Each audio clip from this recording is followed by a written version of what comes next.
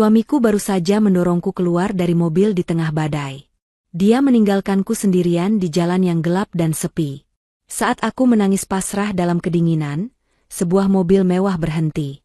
Seorang pria buta melangkah ke arahku dan berbisik, "Ikut aku. Pura-pura jadi istriku. Suamimu akan sangat menyesal telah meninggalkanmu." Aku tak menyangka. Ternyata. Sebelum ceritanya dimulai, silahkan tulis di kolom komentar dari daerah mana saja teman-teman yang menonton cerita ini. Jangan lupa like dan subscribe agar channel ini bisa semakin berkembang dan bisa mempersembahkan cerita yang lebih menarik lagi. Kilat menyambar, menerangi interior mobil yang tegang untuk sesaat. Guntur menggelegar menyusul, nyaris menelan suara bentakan Anton yang memekakan telinga. "Diam kamu, Wulan. Diam. Kamu tidak mengerti apa-apa." Wulan, yang duduk di kursi penumpang, memegang erat tali tasnya. Hijab lebarnya yang berwarna kalem terasa lembab, hanya karena hawa di dalam mobil. Di luar, hujan turun seperti ditumpahkan dari langit.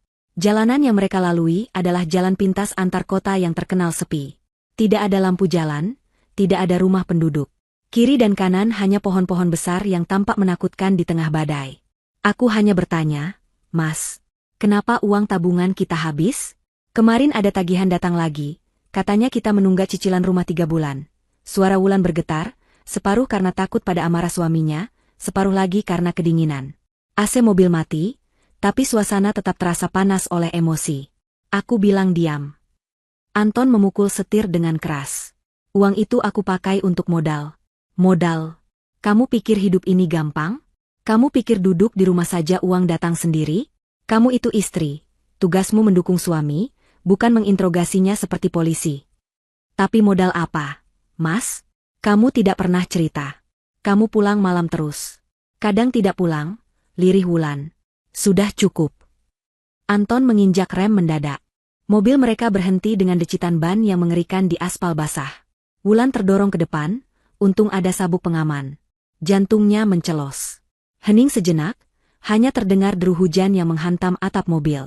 "Mas, kenapa berhenti di sini?" tanya Wulan, rasa takutnya mulai berganti ngeri. Tempat ini benar-benar gelap total. Anton tidak menjawab. Dia menatap lurus ke depan, napasnya memburu. Kemudian, dia menoleh ke Wulan. Tatapannya dingin, lebih dingin dari hujan di luar.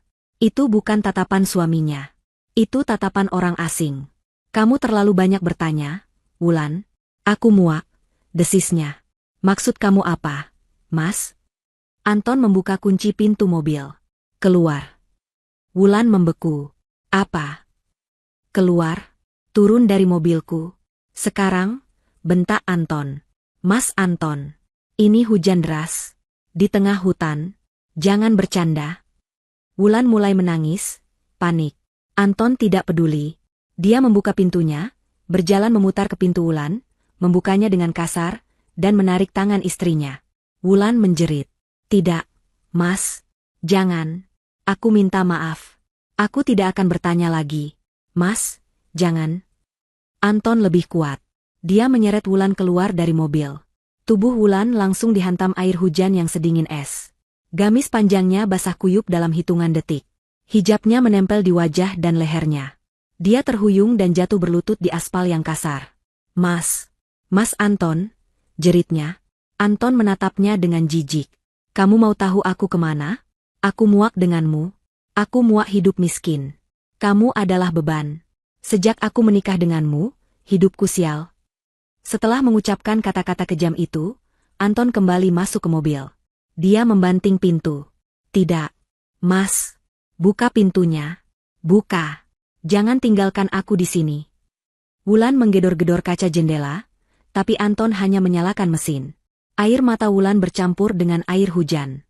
Anton memutar mobilnya, lampu depan menyilaukan Wulan sejenak, lalu mobil itu melaju kencang menembus badai, meninggalkannya sendirian.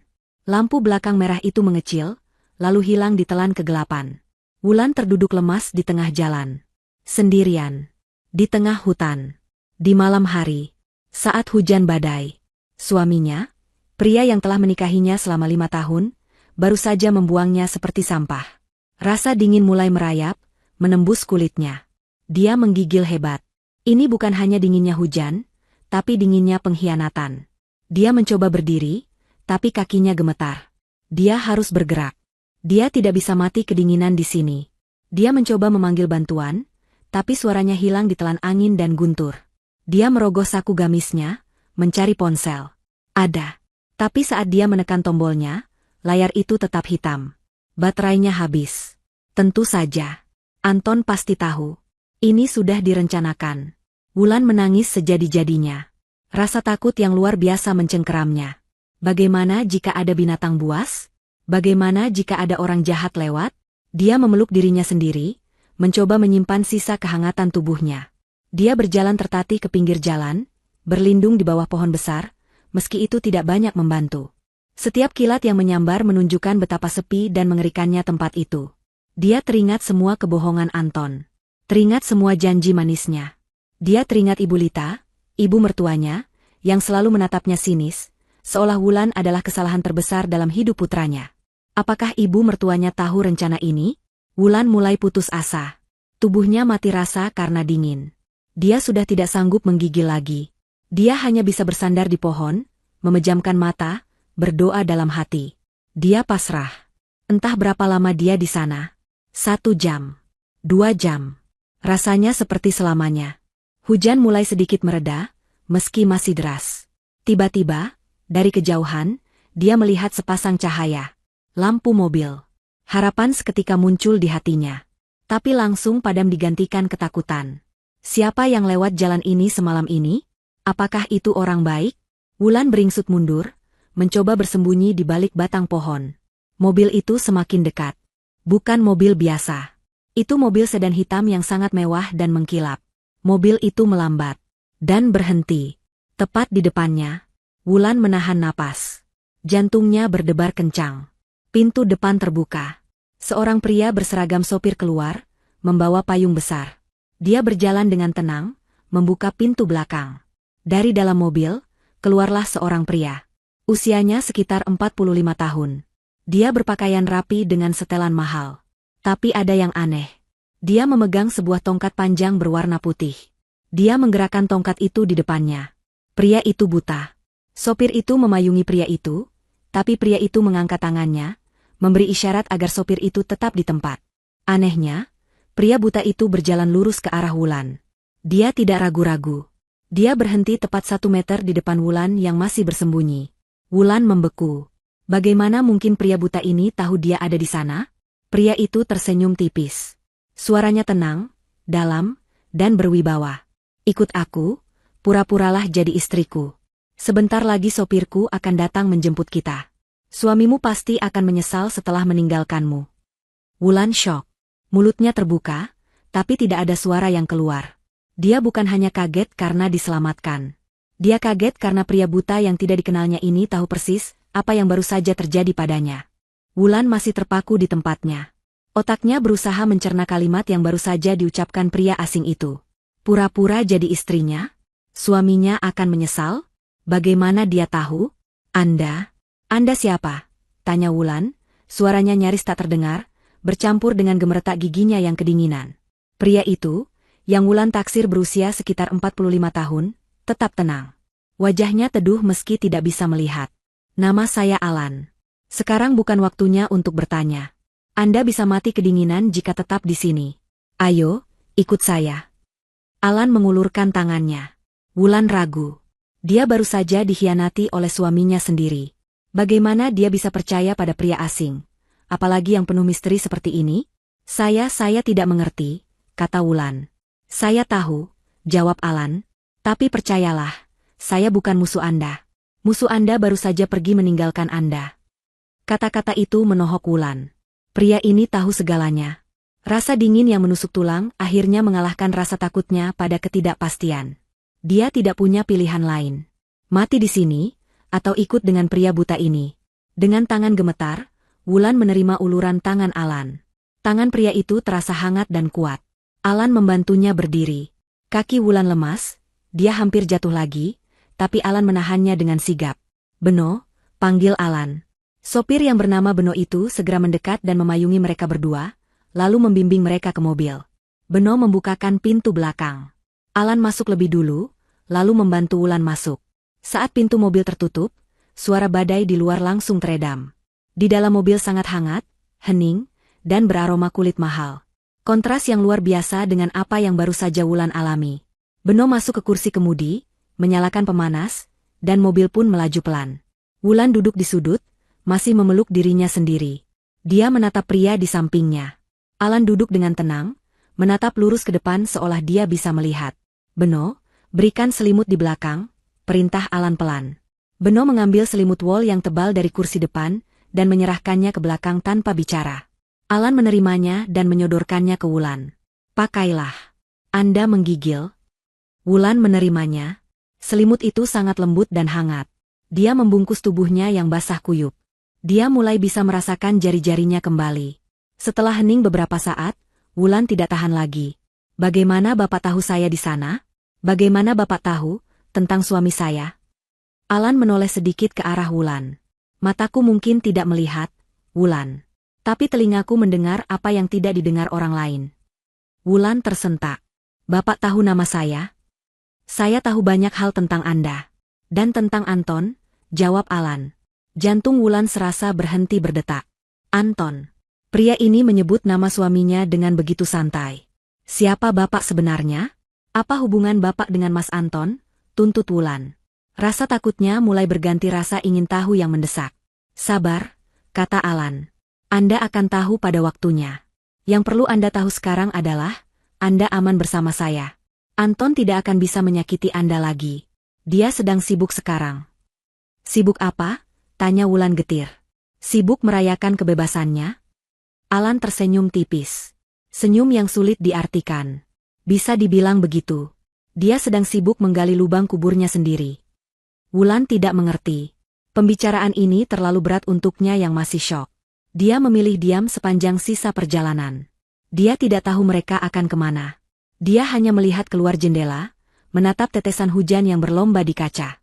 Dia terlalu lelah untuk berpikir. Setengah jam kemudian, mobil mereka melewati gerbang besi tempa yang sangat tinggi dan megah. Mereka memasuki halaman yang luas, menuju sebuah rumah yang lebih pantas disebut istana. Wulan menatap bangunan besar di depannya dengan takjub. Rumah itu bergaya klasik modern, dengan pilar-pilar besar dan lampu-lampu taman yang hangat. Mobil berhenti di lobi utama. Beno segera keluar dan membukakan pintu untuk mereka. Saat Wulan melangkah keluar, seorang wanita parubaya yang rapi, sepertinya asisten rumah tangga, sudah menunggu di depan pintu. Selamat malam, Tuan Alan. Kamar tamu sudah siap. Air hangatnya juga sudah, sapa wanita itu. Terima kasih, Bei Asih, jawab Alan. Tolong antar Nona Wulan ke kamarnya. Berikan dia pakaian ganti yang kering dan nyaman. Juga siapkan minuman hangat dan makanan. Baik, Tuan. Alan lalu menghadap Wulan. Silakan istirahat. Bersihkan diri Anda. Anggap saja rumah sendiri. Kita akan bicara lagi besok pagi ketika Anda sudah lebih tenang. Wulan hanya bisa mengangguk. Dia terlalu bingung untuk berkata-kata. Dia mengikuti Bei Asih masuk ke dalam rumah. Interiornya lebih menakjubkan daripada luarnya. Lantai marmer, lukisan-lukisan mahal, dan perabot yang terlihat sangat berkelas.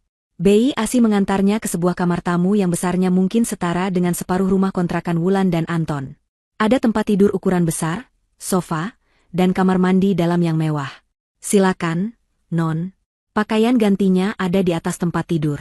Jika Non perlu apa-apa, ada telepon di sebelah tempat tidur untuk panggil saya, kata Bei Asih dengan ramah namun formal. Terima kasih, Bei. Sepeninggal Bei Asih, Wulan mengunci pintu.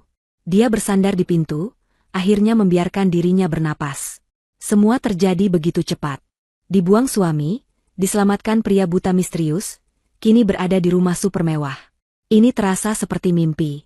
Mimpi buruk yang berganti jadi mimpi aneh. Dia melihat pakaian ganti di tempat tidur. Satu set gamis rumahan baru yang sederhana namun berkualitas, lengkap dengan hijab instan yang senada. Dia segera mandi. Air hangat itu seolah mencairkan semua kebekuan di tubuh dan hatinya. Dia menangis lagi di bawah pancuran, melepaskan sisa-sisa rasa sakit malam ini. Setelah selesai berpakaian kering dan hangat, Wulan merasa jauh lebih baik secara fisik. Bei Asih mengetuk pintu, membawakan nampan berisi sup ayam hangat, nasi, dan teh jahe. Wulan memakannya dengan lahap. Dia baru sadar betapa laparnya dia. Setelah makan, dia duduk di tepi tempat tidur. Kamar ini begitu nyaman, begitu aman. Jauh berbeda dari rasa takut yang dia rasakan beberapa jam lalu. Tapi, siapa Alan? Kenapa dia begitu baik? Kenapa dia tahu semua rahasia Anton? Dia menyebut dirinya, Alan. Usianya 45 tahun. Dia buta. Dan dia kaya raya. Wulan melihat sekeliling kamar. Matanya tertuju pada sebuah meja nakas di samping tempat tidur. Di atasnya ada beberapa buku dan sebuah bingkai foto perak kecil. Rasa penasaran menggerakkannya. Dia mengambil bingkai foto itu. Foto itu sudah agak kusam. Sepertinya foto lama dari bertahun-tahun lalu. Di dalam foto itu, ada dua pemuda yang sedang tertawa. Mereka berdiri di samping mobil sport, saling merangkul bahu. Wulan mengenali salah satu pemuda itu. Itu adalah Alan. Jelas sekali itu dia, tapi jauh lebih muda, mungkin pertengahan 20-an. Dan di foto itu, matanya menatap lurus ke kamera. Dia bisa melihat. Jantung Wulan berdebar kencang. Dia lalu melihat pemuda satunya. Pemuda yang tersenyum lebar, merangkul Alan dengan akrab. Napas Wulan tercekat. Dia mengenal pemuda itu. Dia sangat mengenalnya. Itu adalah Anton. Suaminya. Napas Wulan tercekat. Foto itu terasa berat di tangannya yang masih sedikit gemetar. Dia menatap wajah Anton yang lebih muda, tersenyum riang, merangkul Alan yang juga tersenyum dan, yang paling penting, bisa melihat. Ini bukan kebetulan. Ini bukan dua orang asing yang kebetulan mirip. Ini adalah suaminya. Dan ini adalah penyelamatnya. Rasa lelahnya seketika hilang, digantikan oleh adrenalin yang mendesak. Dia harus tahu. Dia harus tahu sekarang juga. Dengan tergesa, Wulan membuka pintu kamar. Dia bahkan tidak memakai sandal kamar. Kakinya yang telanjang menapak lantai marmer yang dingin, tapi dia tidak peduli. Rumah itu hening, hanya terdengar tik-tok jam dinding besar di kejauhan. Dia memegang bingkai foto itu erat-erat. Dia berjalan menyusuri koridor, tidak tahu harus kemana. Dia hanya mengikuti instingnya, menuju satu-satunya ruangan yang lampunya masih menyala di lantai bawah. Sebuah pintu kayu jati yang tinggi dan setengah terbuka. Wulan mendorong pintu itu pelan. Ruangan itu adalah perpustakaan atau ruang kerja. Sangat besar, dipenuhi rak-rak buku yang menjulang hingga langit-langit. Di salah satu sudut, dekat jendela besar yang menampakkan kegelapan malam, Alan duduk di kursi berlengan yang mewah. Dia tidak melakukan apa-apa. Dia hanya duduk diam, menghadap ke kegelapan, seolah sedang mendengarkan sisa-sisa hujan di luar. "Pak Alan," panggil Wulan. Suaranya serak. Alan tidak terkejut. Dia menoleh pelan ke arah suara Wulan. "Saya sudah menduga kamu akan datang. Apa supnya cukup hangat?" Wulan maju beberapa langkah. "Bapak tahu saya akan menemukan ini, bukan?" Wulan mengangkat bingkai foto itu. Dia langsung merasa bodoh. Tentu saja Alan tidak bisa melihatnya. "Ini foto Bapak. Bersama suami saya." Alan tersenyum. Senyum yang sama seperti di mobil, tapi kali ini ada sedikit kesedihan di dalamnya. "Duduklah, Wulan. Saya rasa, ini saatnya saya menjawab pertanyaanmu." Wulan duduk di kursi di seberang Alan. Dia meletakkan foto itu di meja di antara mereka. "Kamu bertanya siapa saya?" Alan memulai. "Nama saya Alan Cahjadi. Ayah saya, almarhum hartawan Cahjadi, adalah pemilik perusahaan Cahjadi Group. Mungkin kamu pernah mendengarnya." Wulan mengangguk, tentu saja dia pernah. Itu salah satu konglomerasi terbesar di negara ini, meski belakangan terdengar kabar miring. "Anton," lanjut Alan, "adalah putra dari istri kedua ayah saya. Dia adalah adik tiri saya." Dunia Wulan serasa berputar. Jadi Anton, suaminya, adalah seorang Cahjadi? Kenapa dia tidak pernah tahu? Mereka hidup sederhana, bahkan cenderung kekurangan, di rumah kontrakan kecil. Tapi, Mas Anton tidak pernah cerita. Dan dia tidak kaya, potong Alan. Itu karena dia bodoh. Dan serakah. Sama seperti ibunya, Lita. Alan menghela napas panjang, seolah sedang mengumpulkan kekuatan untuk membuka luka lama. "Ayah saya menikahi Ibu Lita setelah ibu kandung saya meninggal. Saya sudah remaja waktu itu. Anton masih kecil. Sejak awal, saya tahu Ibu Lita tidak tulus. Dia hanya mengincar harta ayah. Dia selalu meracuni pikiran ayah, mengatakan saya anak yang pembangkang, tidak bisa diatur. Padahal, saya hanya fokus belajar untuk meneruskan perusahaan. Sementara Anton, putranya, dia manjakan setengah mati. Anton tumbuh menjadi pemuda yang malas, sombong, dan merasa berhak atas segalanya. Wulan mendengarkan dengan saksama. Gambaran itu sangat cocok dengan Ibu Lita yang dia kenal. Wanita yang selalu memandangnya rendah, yang selalu menuntut Wulan melayani Anton seperti raja. Ayah saya meninggal karena serangan jantung 10 tahun lalu, lanjut Alan. Beliau jelas menulis surat wasiat. 70% perusahaan untuk saya, sebagai putra pertama yang dia didik untuk memimpin. 30% untuk Anton, sebagai jaminan masa tua. Ibu Lita hanya mendapat rumah dan tunjangan bulanan yang sangat besar. Tapi dia tidak puas. Alan mengepalkan tangannya di lengan kursi. 3 bulan setelah ayah meninggal, saya sedang dalam perjalanan untuk rapat penting dengan investor. Tiba-tiba, rem mobil saya blong. Di jalan menurun. Saya menabrak pembatas jalan dan mobil saya masuk jurang. Wulan menutup mulutnya. Ya Tuhan. Saya selamat, kata Alan datar. Tapi pecahan kaca menghancurkan saraf optik saya. Saya buta total. Saat saya terbaring lemah di rumah sakit, tidak bisa melihat apa-apa, Ibu Lita dan Anton beraksi. Mereka memalsukan dokumen. Mereka menyuap beberapa dewan direksi. Mereka memindahkan aset perusahaan. Mereka bahkan mencoba membuat saya terlihat tidak kompeten secara mental akibat kecelakaan itu. Dalam 6 bulan, mereka berhasil mengambil alih segalanya. Perusahaan, rumah ini, semua aset atas nama saya. Itu kejam sekali, bisik Wulan. Kejam? Alan tertawa pelan, tawa yang hampa. Mereka tidak hanya mengambil harta saya, Wulan. Mereka mengambil penglihatan saya. Saya yakin 100%, kecelakaan itu sudah mereka rencanakan. Mereka mencoba membunuh saya. Tapi saya selamat. Mungkin takdir ingin saya hidup untuk melihat ironi sekali, untuk melihat mereka hancur. Lalu apa yang terjadi? Bagaimana Bapak bisa? Wulan menunjuk sekeliling ruangan mewah itu. Mereka membuang saya, kata Alan. Setelah saya keluar dari rumah sakit, mereka memberi saya sedikit pesangon, mengusir saya dari rumah ini. Mereka pikir, si buta ini mau apa? Dia sudah tamat. Tapi mereka salah. Mereka meremehkan saya. Dan mereka meremehkan loyalitas. Alan melanjutkan. Ada satu orang yang percaya pada saya. Beno, sopir saya. Ayahnya adalah sopir pribadi ayah saya selama 30 tahun. Dia tahu persis kelicikan Ibu Lita. Saat saya diusir, Beno ikut dengan saya. Dia menjadi mata dan tangan saya. Dengan sisa uang yang saya punya, dan sedikit bantuan rahasia dari beberapa kawan lama ayah saya yang juga membenci Ibu Lita, saya memulai lagi. Dari nol. Di industri yang berbeda. Diam-diam. Saya membangun kerajaan saya sendiri, di balik bayang-bayang. Jauh lebih besar dari apa yang mereka curi.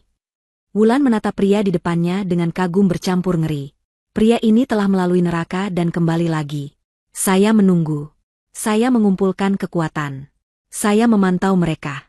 Saya melihat Anton, dengan kebodohannya, perlahan-lahan menghancurkan perusahaan yang ayah saya bangun. Dia berjudi, dia main perempuan, dia mengambil keputusan bisnis yang salah. Ibu Lita hanya tahu cara menghabiskan uang. Dan sekarang, mereka ada di titik terlemah mereka.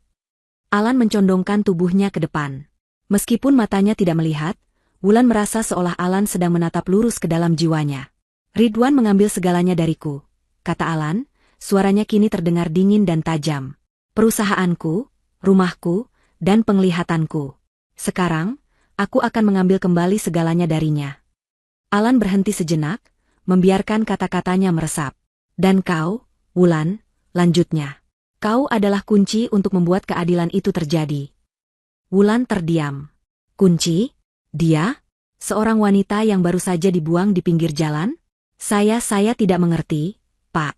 Apa hubungannya dengan saya? Saya hanya istri yang baru saja dia coba bunuh, potong Alan dengan tajam. Wulan membeku. Kata-kata itu menghantamnya seperti tamparan. Apa maksud Bapak?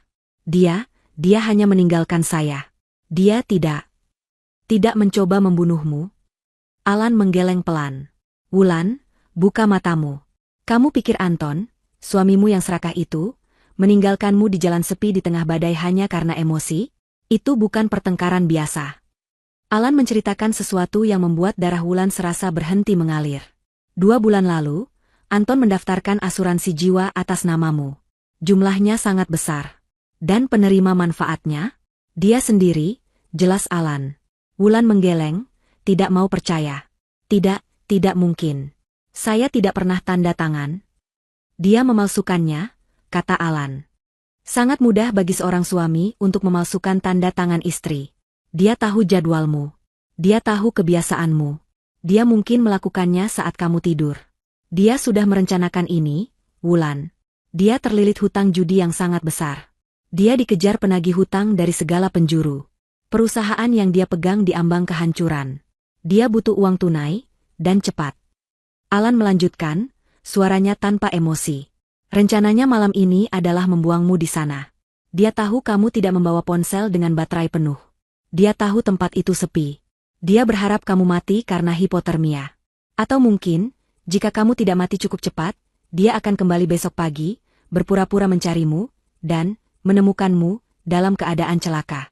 Mungkin dia akan menabrakmu sendiri dan membuatnya terlihat seperti kecelakaan tabrak lari.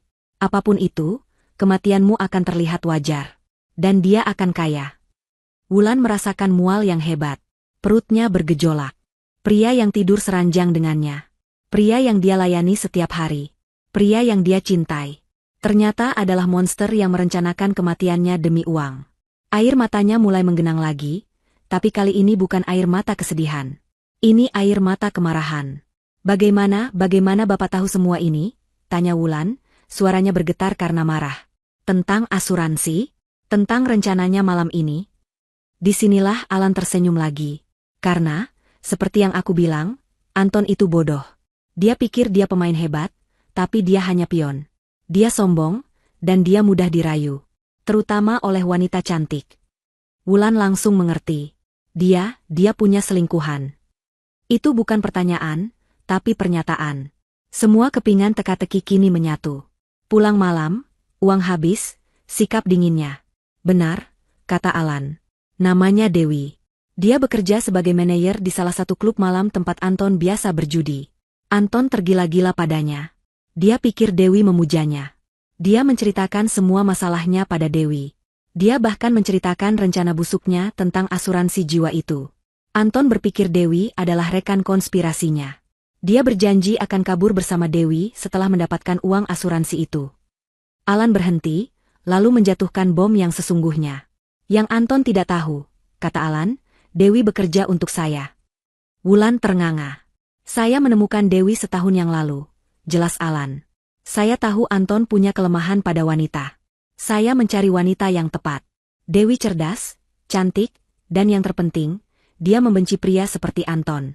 Saya menawarinya bayaran yang tidak bisa dia tolak, jauh lebih banyak daripada yang bisa Anton janjikan. Tugasnya, mendekati Anton, membuatnya jatuh cinta, mendorongnya untuk berjudi lebih banyak, menghabiskan uangnya lebih cepat, dan melaporkan setiap langkahnya padaku. Wulan kini mengerti. Alan bukan hanya menunggu Anton hancur. Dia mempercepat kehancuran itu. Dewi yang menyarankan ide asuransi jiwa itu pada Anton, tentu saja dengan cara yang halus. Seolah itu ide Anton sendiri, kata Alan. Dan Dewi lah yang memberitahuku lokasi pasti di mana Anton akan membuangmu malam ini. Itulah sebabnya saya bisa berada di sana tepat waktu untuk menjemputmu. Wulan bersandar di kursi. Semuanya terlalu banyak. Dia adalah bagian dari permainan balas dendam yang sangat besar dan rumit. Dia hanyalah umpan yang tidak sadar. Jadi, apa sekarang? Tanya Wulan pelan. Bapak sudah menyelamatkan saya. Saya bisa pergi. Saya akan bersaksi di polisi kalau perlu. Polisi? Alan terkekeh. Mereka akan percaya pada siapa? Pada kamu, istri yang kabur tanpa bukti? Atau pada Anton Cahjadi, pengusaha terhormat yang akan menangis, mengatakan istrinya depresi dan menuduhnya macam-macam? Tidak, Wulan. Kita tidak akan memakai cara biasa. Kita akan menghancurkannya dengan cara saya. Apa yang Bapak ingin saya lakukan? Sesuai yang aku katakan di mobil, jawab Alan. Kamu akan berpura-pura menjadi istriku. Apa? Wulan kaget. Tapi bagaimana? Kita tidak menikah. Dan Bapak? Dan saya buta. Alan tersenyum. Justru itu sempurna. Dunia akan melihat ini sebagai cerita yang indah. Seorang miliarder buta yang kesepian, diselamatkan oleh seorang wanita berhati mulia. Dan seorang wanita malang yang diselamatkan dari suami yang kejam oleh seorang ksatria. Itu narasi yang akan mereka telan mentah-mentah. Alan menjelaskan rencananya. Mulai besok, Anton akan panik. Dia akan melapor ke polisi bahwa kamu hilang. Dia akan berpura-pura sedih. Dia akan menunggu kabar kematianmu. Tapi kabar itu tidak akan datang. Dia akan bingung. Dia akan membuat kesalahan. Sementara itu, lanjut Alan, kamu akan tinggal di sini. Kamu akan belajar. Kamu akan saya latih. Kamu akan belajar cara berpakaian, cara bicara, cara bersikap seperti wanita kalangan atas. Kamu akan belajar tentang bisnis. Kamu akan berubah total. Lalu, di saat yang tepat, saat Anton paling rapuh, kamu akan muncul kembali. Di sebuah acara besar, di depan semua orang. Tapi bukan sebagai Wulan, istri yang dibuang. Kamu akan muncul sebagai pasangan saya. Wanita baru dalam hidup Alan Cahyadi. Bayangkan wajahnya saat melihat wanita yang dia buang untuk mati, kini berdiri di sampingku, tampak lebih cantik, lebih kuat, dan jauh lebih kaya. Rencana itu gila, tapi brilian. Wulan merasakan getaran aneh di tubuhnya. Itu bukan lagi rasa takut. Itu adalah semangat. Semangat untuk membalas. Anton telah mengambil harga dirinya. Ibu Lita telah menghinanya selama bertahun-tahun. Mereka pantas mendapatkannya. Dia mengambil segalanya dari saya, bisik Wulan. Dia mencoba mengambil nyawa saya. Maka kita akan mengambil segalanya darinya, balas Alan. Kita akan mengambil perusahaannya, uangnya, dan kebebasannya. Wulan menatap Alan. Apa yang harus saya lakukan pertama kali? Alan tersenyum. Dia tahu Wulan sudah setuju. Untuk malam ini, tidak ada. Kamu kembali ke kamarmu. Tidurlah. Pulihkan tenagamu. Kamu sudah melalui malam yang panjang. Alan berdiri, seolah tahu persis di mana Wulan berada. Mulai besok, Wulan yang lama sudah mati. Mati di jalanan sepi itu, seperti yang diinginkan Anton. Wulan ikut berdiri. Besok, kata Alan sambil berjalan ke pintu, kita akan memulai hidup baru untukmu. Dan besok, Anton akan memulai awal dari akhir hidupnya. Anton membuka matanya dengan kaget. Hal pertama yang dia sadari adalah aroma parfum wanita yang asing, bukan aroma sabun cuci melati yang biasa dipakai Wulan. Dia berada di kamar apartemen Dewi. Kepalanya pening. Semalam, setelah meninggalkan Wulan, dia tidak langsung pulang. Dia pergi ke klub malam, minum-minum, lalu berakhir di sini. Dia butuh alibi. Dia butuh tempat untuk merayakan kebebasannya yang akan datang. Dia meraih ponselnya di meja nakas. Pukul 9 pagi. Dia membuka layar, jantungnya berdebar sedikit. Dia menunggu notifikasi. Panggilan dari polisi. Berita di portal online. Telah ditemukan mayat wanita. Atau, kecelakaan di jalan puncak sepi. Tidak ada apa-apa. Layar ponselnya bersih. Hanya ada beberapa pesan tagihan hutang yang belum dibaca dan ucapan selamat pagi centil dari Dewi yang sudah berangkat kerja. Anton mengerutkan kening. Aneh. Seharusnya sudah ada kabar. Tidak mungkin Wulan selamat dari badai semalam. Dia pasti kedinginan sampai mati. Atau mungkin belum ada yang menemukannya. Ya, itu lebih masuk akal. Jalan itu sangat sepi. Dia harus memulai sandiwaranya. Dia tidak boleh terlihat tenang. Dia harus terlihat seperti suami yang panik dan kebingungan. Anton segera mandi, memakai pakaiannya yang kusut, dan melaju pulang ke rumah kontrakan mereka. Dia memarkir mobil, sengaja sedikit miring agar terlihat terburu-buru. Dia berlari masuk ke rumah. Wulan. Rumah itu sepi. Kosong. Tentu saja. Seperti yang dia harapkan. Anton mengambil napas dalam-dalam, memikirkan dialog apa yang harus dia ucapkan. Dia mengambil ponselnya dan menelepon Atika, sahabat terdekat Wulan. Telepon berdering 3 kali sebelum diangkat. Halo, Tik, suara Anton dibuat serak dan panik. Atika, kamu sama Wulan? Dia ada di rumahmu? Terdengar suara Atika yang masih mengantuk. Hah? Wulan? Enggak. Kenapa? Mas? Ini masih pagi. Ya Tuhan. Anton memukul dinding pelan, pura-pura. Tadi malam kami bertengkar hebat di mobil. Aku salah. Tik. Aku emosi. Dia minta turun di tengah jalan. Di jalan puncak sepi. Aku pikir dia cuma bercanda, tapi dia benar-benar keluar. Aku tunggu, tapi dia tidak kembali. Aku cari dia di tengah hujan, tapi dia hilang. Aku pikir dia akan meneleponmu atau pulang sendiri. Sampai sekarang dia belum pulang. Tik, aku takut terjadi apa-apa. Terdengar suara Atika yang langsung panik. Apa? Mas Anton gila? Meninggalkan Wulan di jalan sepi tengah malam? Waktu badai? Ponselnya aktif? Itu dia masalahnya. Ponselnya sepertinya mati. Aku telepon tidak masuk, kata Anton, memainkan perannya dengan sempurna. Ya Allah, aku coba hubungi teman-teman lain. Atika menutup telepon. Bagus. Benih kepanikan sudah disebar. Atika akan memberitahu semua orang. Sekarang, bagian kedua, polisi. Anton pergi ke kantor polisi terdekat. Dia masuk dengan wajah pucat dan mata merah, kurang tidur dan minuman semalam membantunya terlihat kacau. Dia menceritakan kisah yang sama kepada petugas. Kami bertengkar hebat, Pak, katanya sambil menutupi wajahnya. Masalah rumah tangga. Saya hilaf. Saya membentaknya dan dia nekat keluar dari mobil. Di jalan puncak sepi. Saya tunggu, saya cari, tapi hujan deras sekali. Saya pikir dia akan cari tumpangan.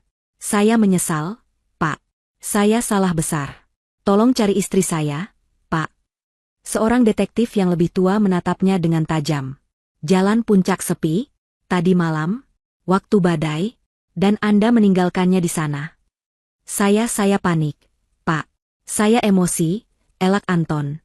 Kenapa Anda baru lapor sekarang, Pak Anton? Kenapa tidak dari semalam? Tanya detektif itu, nadanya curiga. Saya pikir dia akan pulang. Saya malu. Saya tidak tahu harus bagaimana. Saya cari dia semalaman sampai pagi. Begitu sadar dia benar-benar hilang, saya langsung ke sini. Anton merangkai kebohongan. Detektif itu mencatat laporannya, tapi tatapannya jelas tidak percaya 100%. Baik. Kami akan kirim tim patroli untuk menyisir area itu. Tapi sejujurnya, Pak, tindakan Anda meninggalkan istri di sana sangat tidak bertanggung jawab. Anton hanya bisa menunduk, berpura-pura menyesal. Dia pulang dengan perasaan campur aduk. Polisi curiga, tapi itu wajar. Yang penting, laporannya sudah masuk.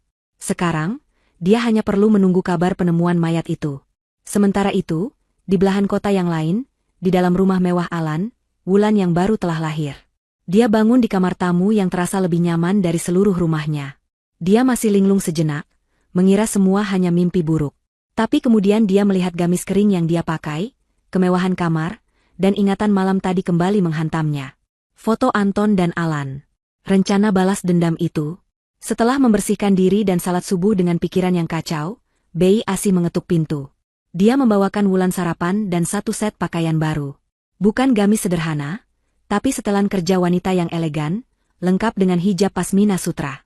Saat dia turun ke ruang makan, Alan sudah duduk di sana, ditemani Beno yang berdiri di sudut. Selamat pagi, Wulan, sapa Alan. Tidurmu nyenyak? Saya tidak bisa tidur, jawab Wulan jujur. Semua yang Bapak katakan semalam. Bagus, kata Alan. Gunakan kemarahan itu. Gunakan rasa sakit itu. Mulai hari ini, kamu bukan lagi korban. Kamu adalah pejuang. Hari itu, transformasi Wulan dimulai. Alan serius dengan ucapannya. Dia mendatangkan tim terbaik. Pertama, seorang wanita parubaya yang sangat tegas bernama Ibu Sinta, seorang pelatih etiket dan kepercayaan diri. Bukan, Nyonya Wulan, katanya berulang kali. Jalan itu harus tegak. Dagu diangkat. Tatap lawan bicara Anda seolah Anda yang mengendalikan ruangan. Ulangi. Wulan harus belajar berjalan dengan sepatu hak tinggi, sesuatu yang jarang dia lakukan. Dia harus belajar cara makan malam formal, cara berjabat tangan, cara tersenyum dengan sopan tapi menjaga jarak. Anda bukan lagi Wulan yang penurut, kata Ibu Sinta. Anda adalah Nyonya Wulan. Rekan bisnis Tuan Alan Cahjadi. Anda harus terlihat sepadan. Kedua, seorang penata gaya pribadi. Lemari pakaian Wulan dirombak total. Gamis-gamis lamanya yang kusam diganti dengan pakaian desainer. Semua tetap tertutup, sesuai dengan hijabnya, tapi bahannya, potongannya, warnanya, semua memancarkan aura kemewahan dan kekuasaan.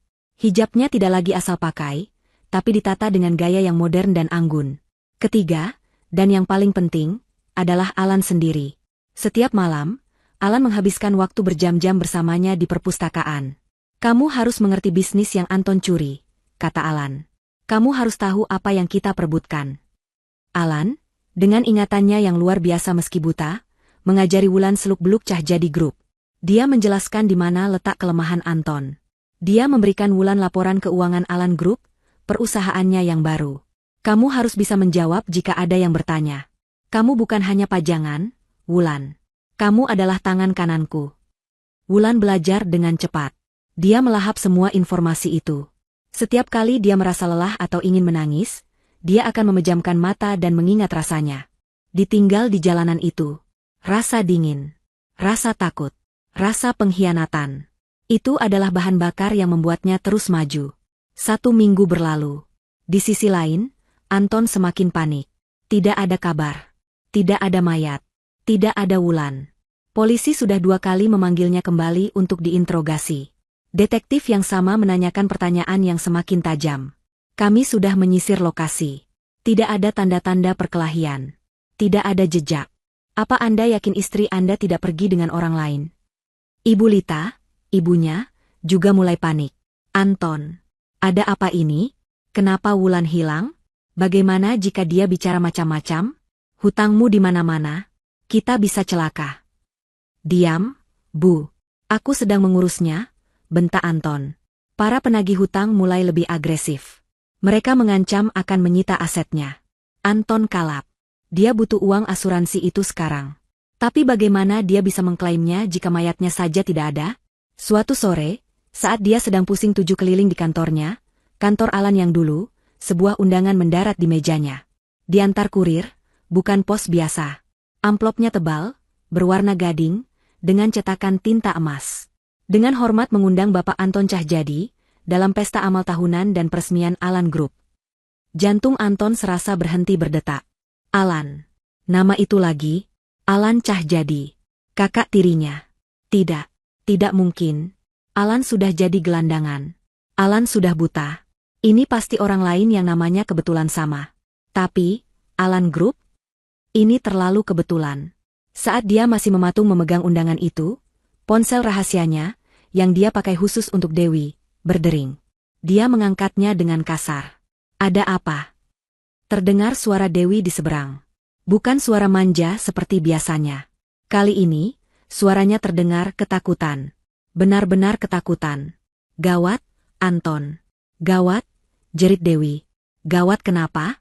Jangan main-main, aku lagi pusing. Aku tidak main-main, isak Dewi. Aku melihat Wulan. Aku yakin itu dia. Aku di Plaza Sejahtera, mau beli tas. Dan aku melihatnya keluar dari butik paling mahal. Dia cantik sekali. Anton, beda. Dia pakai baju mahal, hijabnya ya Tuhan. Anton membeku. Apa katamu? Wulan? Iya. Dan dia tidak sendirian. Dia digandeng seorang pria. Pria kaya raya. Kelihatannya sepertinya pria itu buta, dia pakai tongkat putih. Tapi dia dikelilingi pengawal. Mereka masuk ke mobil mewah. Anton, aku yakin itu Wulan. Dia terlihat bahagia. Deuge. Jantung Anton seperti dihantam palu godam. Wulan. Hidup. Di butik mahal. Dengan pria buta kaya raya. Dan dia baru saja menerima undangan pesta dari Alan Group. Alan, kakak tirinya, yang juga buta. Kedua fakta itu berbenturan di kepalanya, menciptakan sebuah kesimpulan yang mengerikan. Dia harus datang ke pesta itu. Dia harus melihatnya sendiri. Ballroom Hotel Mahameru berkilauan. Ini adalah pesta paling bergengsi tahun ini. Ratusan orang terkaya dan paling berpengaruh di kota itu berkumpul. Para pengusaha, pejabat, dan sosialita berbaur, menikmati sampanye dan hidangan mewah. Mereka semua ada di sini karena satu alasan, rasa penasaran. Siapa Alan Cahyadi? Nama Cahyadi sudah lama dikenal, tapi identik dengan Anton dan Ibu Lita, yang reputasinya kian hari kian buruk. Tapi, Alan Group, ini muncul entah dari mana, membeli beberapa perusahaan pilot dan menyulapnya jadi tambang emas hanya dalam setahun. Dan malam ini, sang pemilik misterius akan menunjukkan wajahnya. Anton tiba sendirian. Dia memakai setelan terbaiknya, tapi wajahnya kuyu dan matanya liar. Dia seperti serigala terluka di tengah pesta para bangsawan. Dia mencengkeram gelasnya erat-erat, matanya menyapu ke setiap sudut ruangan. Dia mencari Wulan. Tiba-tiba, dia melihat ibunya. Ibu Lita juga ada di sana, tampak sama cemasnya. Ibu Lita menghampiri Anton. Anton, apa-apaan ini? Siapa sebenarnya Alan Group ini? Desis Ibu Lita. Kenapa mereka memakai nama yang mirip dengan dia? Ini membuat ibu tidak nyaman. Aku tidak tahu, Bu. Diam dulu. Aku sedang mencari seseorang, balas Anton ketus. Dia tidak peduli dengan kecemasan ibunya. Dia hanya peduli pada laporan Dewi. Wulan hidup. Wulan ada di sini. Tiba-tiba, musik pengiring yang lembut berhenti. Lampu ballroom sedikit meredup.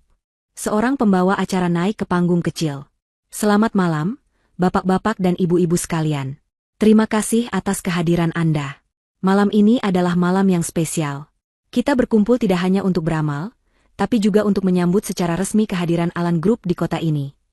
Suara riuh tepuk tangan terdengar. Dan sekarang, tanpa menunggu lebih lama lagi, mari kita sambut pria di balik visi yang luar biasa, filantropis, sekaligus chairman dan CEO dari Alan Group, Tuan Alan Cahyadi. Semua mata tertuju ke pintu masuk utama. Lampu sorot menyorot ke sana. Pintu ganda itu terbuka. Anton menahan napas. Di sana, berdiri Alan, kakak tirinya. Dia tampak persis seperti dalam ingatannya. Mungkin hanya sedikit lebih tua, usia 45 tahun membuatnya tampak berwibawa. Setelan hitamnya dijahit sempurna. Rambutnya disisir rapi. Dia memegang tongkat putihnya yang terbuat dari kayu mengkilap dengan gagang perak. Dia tersenyum tenang. Anton merasa kakinya lemas. Hantu. Hantu dari masa lalunya kini berdiri di depannya. Hidup. Dan jelas sangat kaya. Tapi bukan itu yang membuat Anton nyaris pingsan. Di samping Alan, menggandeng lengannya dengan mesra dan percaya diri, berdiri seorang wanita. Itu Wulan. Tapi itu bukan Wulan yang dia kenal. Wulan yang dia buang di pinggir jalan, adalah wanita sederhana dengan gamis katun kusam. Wulan yang dia kenal adalah wanita yang selalu menunduk, takut, dan mudah menangis. Wanita yang berdiri di bawah lampu sorot ini, adalah orang yang berbeda. Dia mengenakan gaun malam muslimah berwarna hijau zamrud yang mewah, bertabur kristal halus yang berkilau. Hijab sutra yang serasi membingkai wajahnya yang kini dirias dengan sempurna. Riasannya tidak tebal, tapi tegas. Matanya yang dulu sayu, kini menatap lurus ke depan dengan tajam dan tenang. Posturnya tegak. Dagunya terangkat. Dia adalah seorang ratu. Kerumunan bertepuk tangan, terpesona oleh pasangan yang mengejutkan itu. Seorang miliarder buta yang tampan dan seorang wanita berhijab yang anggun luar biasa. Bukankah itu si Wulan? Desis Ibu Lita di samping Anton. Suaranya melengking karena syok. Berani sekali dia. Apa yang dia lakukan dengan si buta itu? Alan dan Wulan berjalan perlahan memasuki ruangan. Alan berjalan dengan keyakinan penuh, seolah dia bisa melihat. Wulan membimbingnya dengan lembut, berbisik sesekali di telinganya, yang dibalas Alan dengan senyuman. Mereka tampak begitu akrab, begitu serasi. Setiap langkah mereka terasa seperti injakan di dada Anton. Mereka berhenti beberapa kali, menyapa tamu-tamu penting. Para pengusaha besar yang dulu meremehkan Anton, kini membungkuk hormat pada Alan dan tersenyum ramah pada Wulan. Tuan Alan, perkenalkan, saya. Pak Dirman, dari Bank Sentosa. Senang bertemu Anda, potong Alan, menjabat tangan pria itu dengan akurat. Orang-orang terkesan. Pria buta ini tahu siapa mereka. Dan Wulan, dia hanya tersenyum tipis, mengangguk, selamat malam, Pak Dirman. Suaranya berbeda. Tidak lagi bergetar. Tenang dan berwibawa. Anton tidak tahan lagi. Ini penghinaan. Wanita yang dia buang, kini menjadi pusat perhatian. Ini tidak bisa dibiarkan. Dia menerobos kerumunan, mengabaikan panggilan ibunya. Dia berjalan cepat, langkahnya penuh amarah. Dia berhenti tepat di depan mereka, memutus jalur mereka. Wulan, bentaknya kasar. Musik seketika berhenti. Percakapan di sekitar mereka mati. Semua orang menoleh. Wulan menatapnya. Dia tidak kaget. Dia tidak takut. Dia menatap Anton dengan tatapan dingin. Tatapan yang sama seperti yang Anton berikan padanya di mobil malam itu. Alan berhenti berjalan, senyum tipis tersungging di bibirnya. Dia tahu ini akan terjadi. Wulan, apa-apaan ini? Kamu kemana saja? Amuk Anton. Pulang. Ikut aku pulang sekarang. Dia mengulurkan tangannya, mencoba meraih lengan Wulan. Sebelum tangan Anton menyentuhnya, Beno, yang kini berpakaian rapi seperti pengawal, maju selangkah. Tapi Wulan mengangkat tangannya sedikit, memberi isyarat pada Beno untuk mundur. Dia bisa mengatasi ini. Wulan menatap Anton dari atas ke bawah. Tatapannya menghina, seolah dia sedang melihat kotoran di sepatunya. "Maaf, Pak," kata Wulan. Suaranya jernih, tenang, dan formal. Terdengar oleh semua orang di sekitar mereka. "Anda siapa? Sepertinya Anda salah orang." "Saya di sini mendampingi Tuan Alan." Keheningan total melanda ballroom. Rahang Anton jatuh. Tamu-tamu mulai berbisik. "Salah orang." Anton berteriak, wajahnya merah padam. "Wulan, jangan pura-pura gila. Aku suamimu. Aku Anton. Beraninya kamu. Dasar istri tidak tahu diuntung. Kamu pergi dengan pria buta ini." Ibu Lita berhasil menyusul. "Benar? Wulan, kamu sudah kami cari. Pulang sekarang. Jangan bikin malu keluarga." Wulan bahkan tidak melirik Ibu Lita. Matanya tetap tertuju pada Anton. "Pak, saya tidak kenal Anda. Dan Anda membuat keributan di pesta rekan saya. Keamanan, tolong." Sebelum dia selesai bicara, Alan bergerak. Alan, yang sedari tadi diam, melangkah maju satu langkah. Dia berdiri tepat di antara Wulan dan Anton, memposisikan dirinya sedikit di depan Wulan, melindunginya. Dia tidak melihat Anton, tapi kepalanya menghadap lurus ke arahnya. Dia mengendus pelan. "Parfum yang sama. Murah. Kau tidak pernah berubah, Anton." Anton membeku. Alan tersenyum. Senyum yang sangat dikenal Anton. Senyum meremehkan yang selalu Alan berikan setiap kali Anton melakukan kebodohan saat mereka muda dulu. Lama tidak bertemu. Suara Alan terdengar tenang, namun bergema di seluruh ruangan yang hening itu. "Adikku."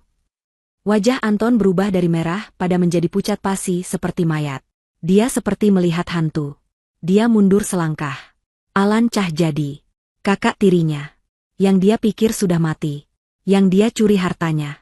Yang dia buat buta. Kini berdiri di depannya, hidup, kaya raya, dan menggandeng wanita yang baru saja dia coba bunuh. Permainan telah resmi dimulai. Anton mengemudi seperti orang kesetanan. Dia meninggalkan pesta itu bahkan sebelum Alan dan Wulan selesai menuruni panggung kecil. Suara bisik-bisik dan tawa tertahan dari para tamu terasa seperti jarum yang menusuk punggungnya. Dia membanting pintu mobil, memukul dashboardnya berulang kali. Alan, si buta itu, hidup, dan Wulan perempuan itu. Dia tidak bisa memprosesnya. Kakak tirinya yang seharusnya sudah hancur lebur, kini kembali sebagai miliarder. Dan Wulan, wanita yang dia buang untuk mati, kini berdiri di sampingnya, tampak seperti seorang ratu. Ini bukan hanya kebetulan. Ini adalah rencana. Laporan Dewi. Pesta. Undangan. Semuanya adalah jebakan. Dia menggandeng pria buta. Anton tiba-tiba teringat kata-kata Dewi. Dewi tidak tahu kalau pria buta itu adalah Alan. Tapi Dewi. Anton mencoba menelepon Dewi. Ponsel rahasianya berdering. Tapi tidak diangkat. Dia coba lagi. Tidak diangkat. Dia kirim pesan. "Angkat. Ini penting." Alan kembali. Pesan itu terkirim, centang 1. Belum dibaca. Sial. Dia sampai di rumah kontrakan. Sepi.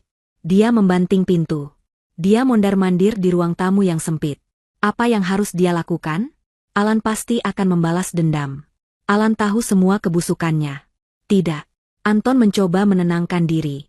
Alan mungkin kaya, tapi Cahyadi Group masih miliknya. Alan tidak bisa mengambilnya begitu saja. Dia harus mengamankan asetnya. Dia tidak bisa tidur malam itu. Pukul 3 pagi, dia masih duduk di sofa yang reot, memikirkan langkah selanjutnya. Dia harus menjual beberapa aset, memindahkannya ke rekening luar negeri. Dia harus kabur. Tapi untuk kabur, dia butuh uang. Uang asuransi Wulan kini mustahil didapat. Pukul 8 pagi, neraka dimulai. Telepon rumahnya berdering. Itu dari manajer bank utamanya. "Selamat pagi, Pak Anton. Maaf mengganggu. Kami hanya ingin menginformasikan bahwa fasilitas kredit revolving Anda untuk Cahyadi Group telah kami bekukan pagi ini." Anton melompat dari sofa. "Apa? Dibekukan? Atas dasar apa? Saya tidak pernah telat bayar." "Maaf, Pak," suara manajer itu terdengar dingin. "Ada perubahan kepemilikan jaminan atas utang Anda. Seluruh portofolio utang perusahaan Anda telah dibeli oleh satu investor tunggal, Alan Group." Jantung Anton serasa diremas. Alan. Dia sudah bergerak. Sebelum Anton selesai memaki, ponselnya yang lain berdering. Nomor tidak dikenal. Dia mengangkatnya dengan kasar. Halo. Anton Cahyadi. Suara berat dan kasar terdengar. Itu suara rentenir yang memberinya pinjaman judi terbesar. Bagus sekali pestamu semalam. Aku lihat kau di berita. Teman barumu si Alan, ya? Sayang sekali, dia baru saja membeli semua utangmu padaku. Dan dia ingin uangnya kembali. Hari ini, jam 12 siang. Kalau tidak, orang-orangku akan mengambil ginjalmu. Telepon ditutup. Anton panik. Dia gemetar. Dia harus lari. Dia butuh Dewi. Dia menelepon Dewi lagi. Kali ini, jawabannya berbeda. Nomor yang Anda tuju sudah tidak terdaftar. Anton membeku. Tidak terdaftar. Dewi kabur. Tapi bagaimana dengan uang mereka? Dia membuka aplikasi mobile banking di ponsel rahasianya. Dia memasukkan kata sandi ke rekening bersama yang dia buat atas nama Dewi, rekening tempat dia menimbun sisa-sisa uang perusahaan untuk pelarian mereka. Saldo, 0 rupiah. Layar itu menatapnya. 0, kosong. Dewi telah menguras semuanya. Yang Anton tidak tahu, suara Alan dari malam penyelamatan Wulan seolah bergema di telinganya, Dewi bekerja untuk saya. Anton menjerit. Jeritan putus asa. Dia telah dimainkan. Dia dipermainkan dari semua sisi. Dewi adalah mata-mata Alan. Selama ini, dia membiayai kehancurannya sendiri. Dia tidak bisa menyerah. Dia masih punya perusahaan. Dia harus ke kantor. Dia harus menghentikan ini. Dia melompat ke mobilnya dan melaju kencang ke gedung Cahyadi Group. Dia berlari ke lobi. Tapi saat dia mencoba memindai kartu aksesnya di gerbang putar, lampu merah menyala. Akses ditolak. Maaf, Pak. Seorang petugas keamanan baru, bertubuh besar, menghalanginya. Minggir. Ini kantor saya. Saya Anton Cahyadi. Tidak lagi, Pak, kata petugas itu. Tepat pada saat itu, pintu lift berdenting terbuka. Sekelompok pria berjas mahal keluar. Mereka adalah tim pengacara. Di depan mereka, berjalan dengan tenang, adalah Beno, sopir Alan. Beno berhenti di depan Anton. Dia menatap Anton dengan tatapan datar. Tuan Anton Cahyadi. Saya di sini mewakili Tuan Alan Cahyadi, pemilik sah yang baru dari Cahyadi Group, berdasarkan konversi utang menjadi saham preferen yang terjadi pukul 8 pagi ini. Beno menyerahkan setumpuk dokumen ke dada Anton. Ini adalah surat pemberitahuan rapat umum pemegang saham luar biasa yang telah memberhentikan Anda dari posisi direktur utama. Anda dilarang memasuki properti ini. Semua aset pribadi Anda yang terkait dengan perusahaan telah dibekukan. Selamat pagi. Beno dan timnya berjalan melewatinya, meninggalkan Anton yang mematung di lobi, memegang surat-surat yang menghancurkan hidupnya. Karyawan yang lalu lalang menatapnya, berbisik-bisik. Dia telah kehilangan segalanya. Perusahaan, uang, selingkuhan, istri, semuanya. Dalam waktu kurang dari 12 jam. Dia berjalan keluar dari gedung itu seperti zombie. Dia tidak tahu harus kemana. Rumah kontrakan? Pasti akan segera disita. Dia hanya punya satu tempat tersisa. Tempat di mana dia selalu merasa aman. Rumah ibunya. Dia mengemudi ke rumah mewah peninggalan ayahnya, tempat Ibu Lita tinggal. Dia akan bersembunyi di sana. Dia akan menyusun rencana. Saat dia tiba di tikungan jalan menuju rumah itu, dia melihat sesuatu yang membuatnya menginjak rem. Di depan gerbang rumah ibunya, ada 2 mobil polisi. Dan sebuah truk penyitaan. Dia melihat orang-orang mengangkut perabotan antik ibunya ke dalam truk. Lukisan. Gucci. Dia keluar dari mobil, berlari. Hei, apa-apaan ini? Ini rumah saya. Seorang petugas mencegatnya. Anda Pak Anton? Tenang, Pak. Tenang? Itu barang-barang ibu saya. Rumah ini, kata petugas itu sambil membaca surat perintah, telah disita sebagai jaminan atas utang pribadi Anda kepada Alan Group. Semuanya sah. Anton terduduk lemas di trotoar. Habis. Benar-benar habis. Saat itulah ponselnya berdering. Nama, ibu, muncul di layar. Dia mengangkatnya dengan tangan gemetar. Terdengar suara Ibu Lita. Tapi bukan suara angkuh yang biasa dia dengar. Ini adalah suara jeritan histeris yang memekakkan telinga. Anton. Anton, tolong ibu. Polisi. Polisi datang ke salon. Mereka membawaku. Mereka bilang aku terlibat pemalsuan surat. Anton.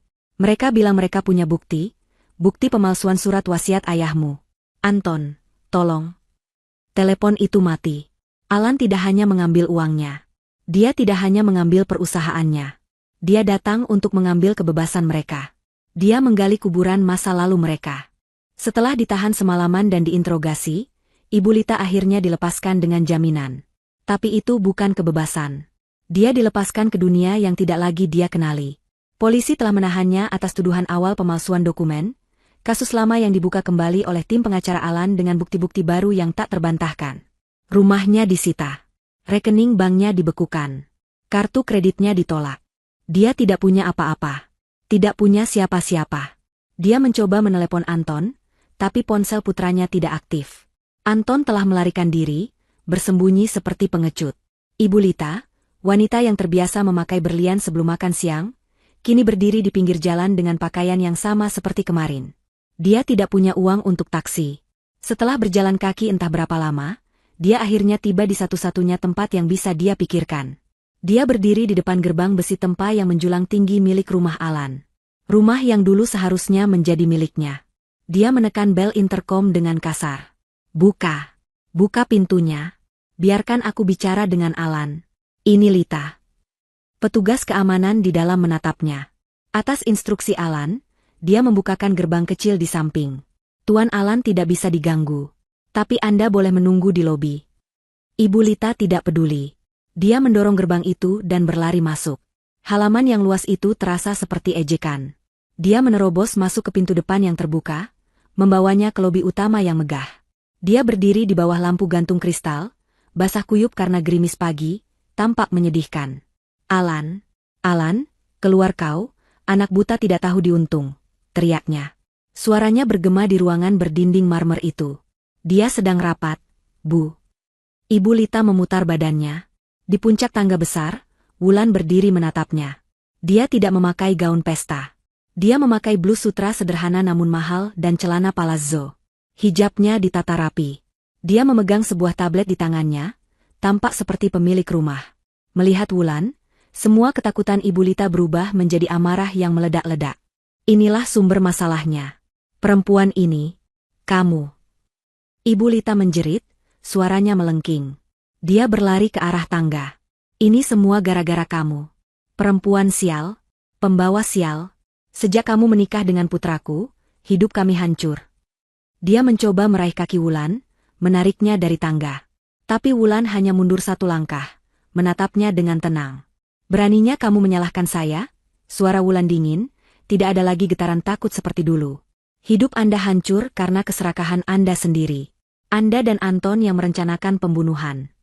Diam kamu. Ibu Lita menangis frustrasi. Kamu pasti sudah mengguna-guna Alan. Kamu meracuni pikirannya.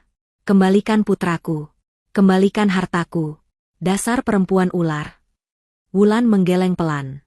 Selama 5 tahun saya menjadi menantu ibu. Di rumah kontrakan kecil itu. Setiap hari ibu menghina saya. Ibu bilang saya tidak pantas untuk Anton. Ibu bilang saya mandul. Ibu bilang saya hanya beban. Wulan mulai menuruni tangga, langkahnya mantap. Ibu Lita mundur ketakutan melihat tatapan mata Wulan. Ibu salah, lanjut Wulan, kini berdiri berhadapan dengan wanita yang telah menyiksanya secara mental. Bukan saya yang tidak pantas untuk Anton. Tapi Anton dan ibu, yang tidak pantas mendapatkan apapun yang kalian curi. Tolong. Ibu Lita akhirnya hancur. Dia jatuh berlutut di lantai marmer yang dingin. Tolong, Wulan. Aku mohon. Bicara pada Alan. Jangan penjarakan aku. Jangan penjarakan Anton. Dia putraku satu-satunya. Aku mohon. Dia mencoba memeluk kaki Wulan. Sudah terlambat, Bu. Suara Alan menggema dari puncak tangga. Dia berdiri di sana, didampingi Beno. Tongkatnya mengetuk lantai marmer saat dia menuruni tangga. Tok tok tok. Setiap ketukan terdengar seperti paku di peti mati Ibu Lita. Ibu Lita langsung merangkak di lantai, beralih ke Alan. Dia mencengkeram celana bahan Alan. Alan, anakku, maafkan ibu, ibu hilaf. Ibu sudah tua, tolong ampuni Anton. Dia adikmu. Ambil semua hartanya, tapi jangan penjarakan dia. Aku mohon padamu. Alan berhenti. Dia tidak menendang tangan Ibu Lita. Dia hanya berdiri diam, membiarkan wanita itu menangis di kakinya. Ibu tiri, kata Alan. Nada suaranya datar, tanpa emosi. Kamu pikir aku membangun semua ini hanya untuk uang? Kamu pikir aku menunggu 10 tahun dalam kegelapan hanya untuk balas dendam finansial? Dia menunduk, seolah dia bisa melihat wanita yang gemetar di bawahnya. Kamu dan putramu mencoba membunuhku. Kamu mengambil penglihatanku. Kamu mengambil masa mudaku. Kamu membuangku seperti sampah. Kamu pikir kata, maaf, bisa memperbaikinya. Lalu apa maumu, Isa Ibu Lita? Aku tidak akan memenjarakanmu, kata Alan. Ibu Lita mengangkat kepalanya, matanya berbinar penuh harapan. Bi, benarkah? Benar, kata Alan. Itu terlalu mudah. Penjara masih ada atap. Masih ada makanan gratis 3 kali sehari. Tidak, aku tidak akan memberimu kemewahan itu. Alan mengangguk sekali ke arah Beno. Beno, yang sedari tadi diam, maju ke depan. Di tangannya ada sebuah koper kecil. Koper butut berwarna coklat tua, dengan pegangan yang sudah retak. Ibu Lita mengenalinya. Itu adalah koper yang sama persis dengan yang dia lempar ke arah Alan 10 tahun lalu saat mengusirnya. Beno meletakkan koper itu di lantai di sebelah Ibu Lita. Aku akan membiarkanmu merasakan apa yang aku rasakan dulu, lanjut Alan. Hidup tanpa sepeser pun uang. Hidup tanpa nama keluarga. Hidup bergantung pada belas kasihan orang lain. Aku akan membiarkanmu merasakan bagaimana rasanya menjadi tidak terlihat, sama sepertimu membuatku buta. Apa-apa ini? Tanya Ibu Lita, menunjuk koper itu. Beno berhasil menyelamatkan beberapa pakaian lamamu sebelum rumahmu disita, kata Alan. Sisanya akan dilelang untuk membayar sebagian kecil dari utang putramu. Sekarang, ambil itu. Beno melangkah ke pintu depan dan membukanya lebar-lebar. Udara pagi yang dingin dan lembab masuk. Keluar dari rumahku, perintah Alan. Ibu Lita terdiam. Dia menatap koper itu. Dia menatap Alan. Dia menatap Wulan, yang berdiri diam seperti patung. Tidak ada belas kasihan di ruangan itu. Dengan tangan gemetar, Ibu Lita meraih pegangan koper butut itu. Dia mencoba berdiri dengan sisa harga dirinya, tapi kakinya terlalu lemas. Dia menyeret koper itu melintasi lantai marmer. Dia berhenti di ambang pintu. Dia menoleh ke belakang sekali lagi, berharap ada perubahan pikiran. Tapi Alan sudah berbalik, dan Wulan hanya menatapnya dengan mata kosong.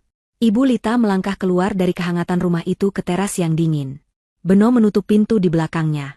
Suara pintu kayu jati yang berat dan tertutup rapat itu terdengar final. Hujan gerimis mulai turun lebih deras. Ibu Lita berdiri sendirian di teras rumah yang seharusnya menjadi miliknya. Dia melihat ke koper di tangannya. Hanya ini yang tersisa dari kehidupannya yang mewah. Dia tidak punya tempat tujuan. Dia tidak punya uang. Dia tidak punya siapa-siapa. Ibu Lita cah jadi jatuh terduduk di teras, memeluk koper butut itu, dan menangis sejadi-jadinya. Dia kini resmi menjadi gelandangan. Karmanya telah tuntas. Selama 3 hari, Anton hidup seperti tikus. Dia bersembunyi di sebuah kamar motel murah di pinggiran kota, membayar tunai dengan sisa uang yang ada di dompetnya. Dia tidak berani menyalakan ponselnya. Dia tahu mereka mencarinya. Polisi, penagih hutang, dan yang terburuk, orang-orang Alan. Kamar itu pengap, berbau asap rokok basi dan disinfektan murah. Dia hanya keluar di malam hari untuk membeli mie instan di warung terdekat, menggunakan topi dan masker. Sisa waktunya dia habiskan di depan televisi tua di kamar, menonton berita dengan suara pelan. Dia melihatnya di hari ketiga. Sebuah segmen berita lokal tentang meningkatnya jumlah gelandangan di pusat kota. Kamera menyorot seorang wanita tua yang sedang duduk di emperan toko, memeluk koper butut. Wanita itu tampak bingung, kotor, dan kuyu. Anton mendekat ke layar. Jantungnya serasa berhenti berdetak. Itu ibunya. Ibu Lita. Wanita yang selalu memakai perhiasan berkilau dan pakaian desainer, kini duduk di trotoar, rambutnya acak-acakan, matanya kosong. Segala kesombongan dan keangkuhannya telah lenyap, digantikan oleh keputusasaan yang menyedihkan. Sesuatu dalam diri Anton patah. Uangnya hilang. Perusahaannya dirampas. Selingkuhannya mengkhianatinya. Dan ibunya, satu-satunya orang yang selalu membelanya, kini hancur menjadi gelandangan. Semua ini karena satu orang. Alan. Semua kebencian, ketakutan, dan keputusasaan Anton mengkristal menjadi satu emosi murni. Amarah. Dia tidak punya apa-apa lagi. Dia sudah terpojok. Dan seekor binatang yang terpojok hanya akan melakukan satu hal, menyerang. Logika rasionalnya sudah lama mati. Di kepalanya, dia membangun sebuah skenario gila. Jika Alan mati, mungkin kekacauan ini akan berhenti. Jika Alan, si buta itu, mati, mungkin dia bisa menemukan cara untuk membatalkan semua transaksi. Mungkin dia bisa merebut kembali warisannya. Itu adalah harapan palsu dari orang yang sudah kalah, tapi itu satu-satunya yang dia miliki. Dia akan membunuh Alan. Malam itu juga, dia keluar dari motel. Dia pergi ke toko kelontong 24 jam dan membeli barang terpenting, sebuah pisau dapur yang besar dan tajam. Dia masih memiliki sisa uang tunai. Dia menyembunyikan pisau itu di balik jaketnya. Dia berjalan kaki berkilo-kilometer. Dia tidak berani naik taksi. Dia tahu alamat rumah Alan. Itu adalah rumah masa kecilnya, rumah yang Alan rebut kembali. Dia tahu seluk-beluknya. Dia tahu di mana letak pos keamanan yang lama. Dia tiba lewat tengah malam. Rumah itu berdiri megah dan gelap. Hanya beberapa lampu taman yang menyala. Dia mengamati dari seberang jalan. Keamanannya jauh lebih ketat daripada yang dia ingat. Ada kamera di mana-mana. Tapi Anton tahu satu kelemahan. Di bagian taman belakang, ada satu titik buta di dekat tembok tua yang ditumbuhi tanaman rambat. Sebuah tempat yang dia dan teman-temannya dulu gunakan untuk menyelinap keluar saat remaja. Dia ragu Alan akan mengingatnya. Dia menunggu sampai sebuah awan menutupi bulan. Lalu dia berlari, memanjat tembok dengan cepat. Dia berhasil. Dia mendarat di rumput yang basah di sisi lain. Alarm tidak berbunyi. Dia benar. Alan tidak tahu segalanya. Rasa percaya diri Anton sedikit tumbuh. Dia menyelinap di antara bayang-bayang pohon, bergerak menuju rumah utama. Dia tahu Alan pasti ada di ruang kerja ayahnya di lantai bawah. Alan selalu suka ruangan itu. Dia mencoba pintu belakang dekat dapur. Terkunci. Tentu saja. Dia bergerak ke jendela ruang makan. Dia mengeluarkan pisau itu. Menggunakan gagangnya yang berat, dia membungkusnya dengan kain jaket dan memukul sudut kaca jendela. Kaca itu retak dengan suara pelan. Dia memecahkannya sedikit lagi, cukup untuk tangannya masuk dan membuka kait jendela dari dalam. Dia masuk. Udara di dalam rumah terasa hangat. Berbeda dengan di luar. Rumah itu sunyi senyap. Dia seperti hantu di rumahnya sendiri. Dia berjalan tanpa alas kaki di lantai marmer, langkahnya diredam. Dia tidak takut. Dia hanya dipenuhi amarah. Dia tiba di koridor menuju ruang kerja. Seperti dugaannya, pintu kayu jati yang berat itu sedikit terbuka. Tidak ada cahaya dari dalam. Ruangan itu gelap gulita. Anton mengintip dari celah pintu. Remang-remang cahaya bulan dari jendela besar menunjukkan sebuah siluet. Seseorang sedang duduk di kursi berlengan yang besar, menghadap ke taman. Membelakanginya. Itu Alan. Dia hanya duduk di sana, dalam kegelapan. Sendirian. Buta. Sasaran empuk. Inilah akhirnya. Anton mencengkeram gagang pisau itu erat-erat. Keringat dingin membasahi telapak tangannya. Dia tidak akan menusuk dari belakang. Tidak. Dia ingin si buta itu tahu siapa yang mengakhiri hidupnya.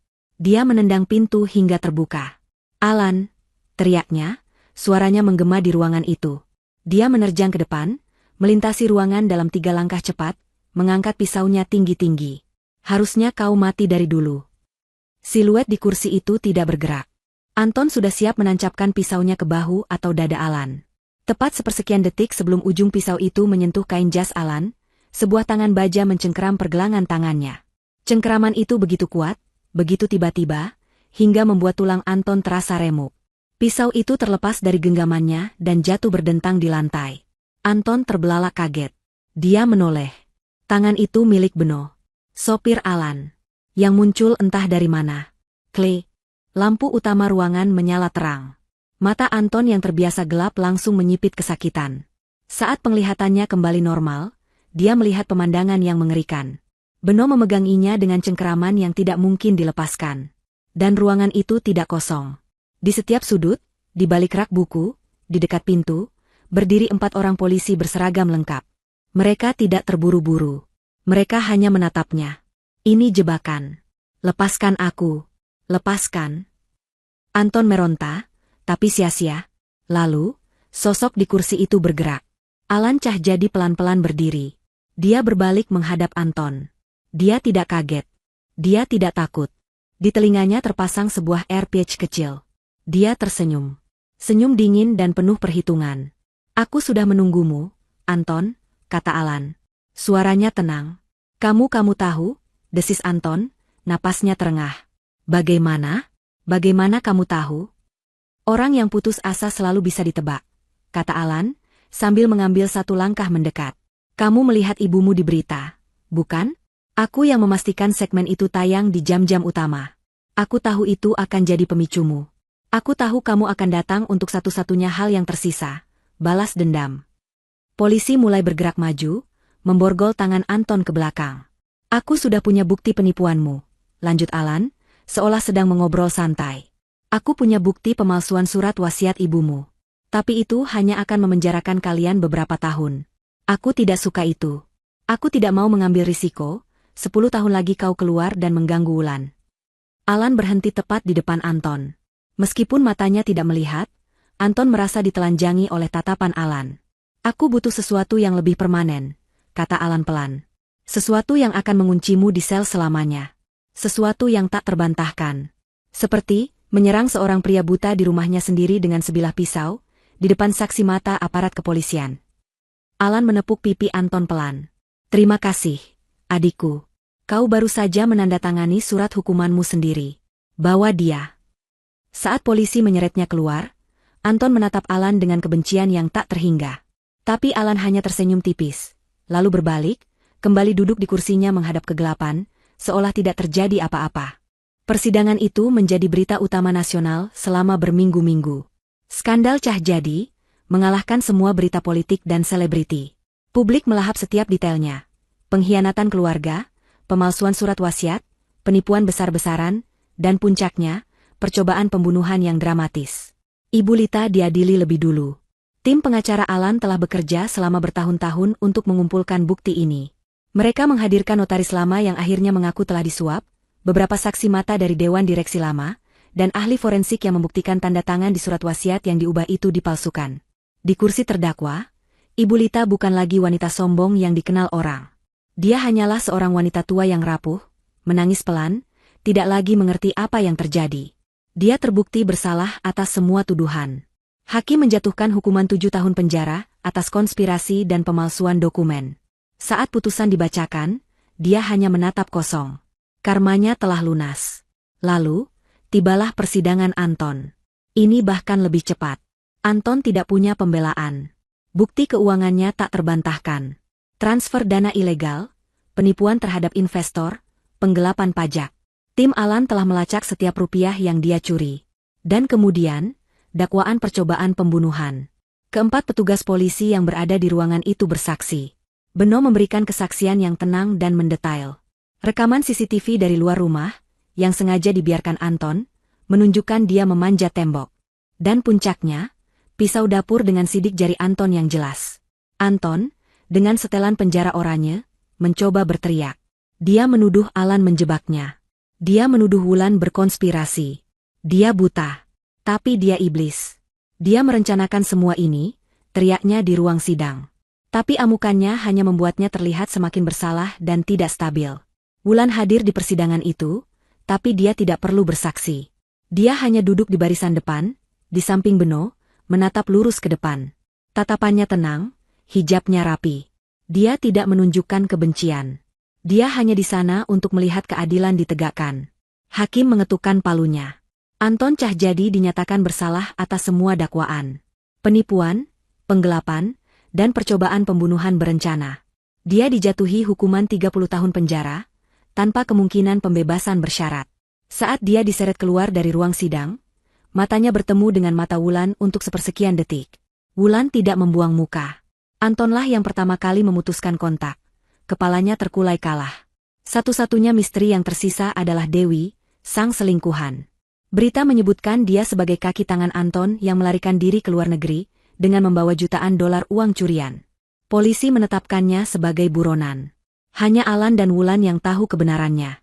Dewi saat itu mungkin sedang menikmati coklat panas di sebuah kafe di Swiss, memulai hidup baru dengan bayaran yang sangat besar dari Alan, karena telah memainkan perannya dengan sempurna. 2 minggu setelah putusan terakhir, Wulan berdiri di ruang kerja Alan. Ruangan yang sama tempat Anton ditangkap. Kini ruangan itu terasa damai. Semua sudah selesai, kata Alan. Dia berdiri di dekat jendela, mendengarkan suara burung di tamannya. Ya, jawab Wulan pelan. Alan berbalik. Aku berhutang nyawa padamu, Wulan. Dan aku berhutang keadilan ini padamu. Kamu adalah kuncinya. Sebutkan angkamu. Wulan mengerutkan kening. Angka? Kompensasi. Pesangon. Apapun namanya. Sebut saja, berapa miliar yang kamu mau? Rumah? Mobil? Kamu pantas mendapatkannya. Hidupmu sudah dihancurkan oleh keluargaku. Wulan terdiam sejenak. Wulan yang lama, Wulan yang dia kenal setahun lalu, mungkin akan menangis dan menerima.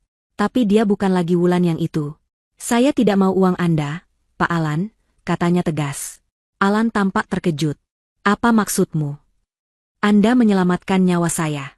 Anda memberi saya keadilan. Untuk itu, saya berterima kasih seumur hidup saya, kata Wulan. Tapi saya tidak mau hidup dari belas kasihan lagi. Tidak dari Anton, dan dengan segala hormat, tidak dari Anda. Saya sudah selesai menjadi tanggungan. Lalu apa yang kamu mau? Tanya Alan, benar-benar bingung. Kesempatan, jawab Wulan. Matanya bersinar. Beri saya pekerjaan. Pekerjaan sungguhan. Selama setahun ini, Anda mengajari saya tentang bisnis. Saya membaca setiap laporan. Saya tahu seluk-beluk perusahaan ini. Saya ingin membangun hidup saya sendiri, dengan tangan saya sendiri. Saya ingin mendapatkan apa yang saya punya, bukan diberi. Alan terdiam. Lalu, untuk pertama kalinya, Wulan melihat Alan tersenyum. Bukan senyum sinis atau penuh perhitungan. Tapi senyum yang tulus, hangat, dan penuh kekaguman. Itu, kata Alan, adalah tawaran terbaik yang pernah saya dengar. 1 tahun kemudian, ruang rapat utama Alan Group berkilauan. Papan digital besar menayangkan grafik laba yang meroket. Di meja rapat yang panjang, duduk para dewan direksi dan investor. Di ujung meja, memimpin presentasi, berdiri seorang wanita. Dan dengan strategi ekspansi ke pasar Asia Tenggara ini, kami memproyeksikan pertumbuhan 20% kuartal depan, katanya. Suaranya penuh percaya diri, jelas, dan berwibawa. Itu adalah Wulan. Kini dia menjabat sebagai Direktur Operasional Alan Group. Hijabnya yang elegan dan setelan kerjanya yang tajam, memancarkan aura kekuasaan yang tak terbantahkan.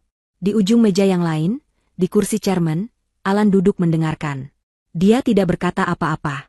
Wajahnya yang buta menoleh ke arah suara Wulan, dan di bibirnya tersungging senyum tipis penuh kebanggaan.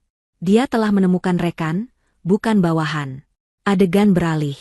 Suara siraman toilet yang keras. Dinding kotor berlumut. Bau pesing yang menyengat. Sebuah penjara dengan keamanan maksimum.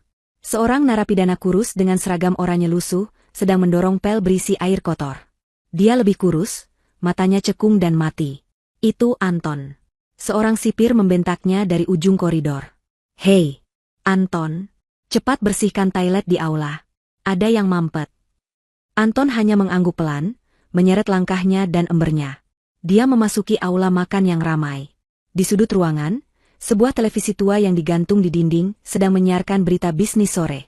Dan kesuksesan luar biasa dari Alan Group hari ini tidak lepas dari tangan dingin direktur operasional mereka, Wulan, yang baru saja dinobatkan sebagai salah satu eksekutif wanita paling berpengaruh tahun ini. Kamera televisi menyorot Wulan yang sedang keluar dari sebuah gedung pencakar langit, tersenyum percaya diri kepada wartawan. Di bawah televisi, Anton berhenti mendorong pelnya. Air kotor menetes ke lantai. Dia menatap layar itu. Menatap wajah Wulan. Wajah wanita yang dia buang di jalanan sepi. Wajah wanita yang dia coba bunuh demi uang asuransi. Dia tidak marah. Dia tidak berteriak. Dia hanya berdiri di sana, memegang gagang pel, menatap simbol dari semua yang telah dia hilangkan. Tatapannya kosong. Penuh penyesalan yang tak terucapkan, yang akan menemaninya selama 30 tahun ke depan. Karma telah tuntas. Karma telah tuntas. Karma telah tuntas. Karma telah tuntas. Karma telah tuntas. Karma telah tuntas.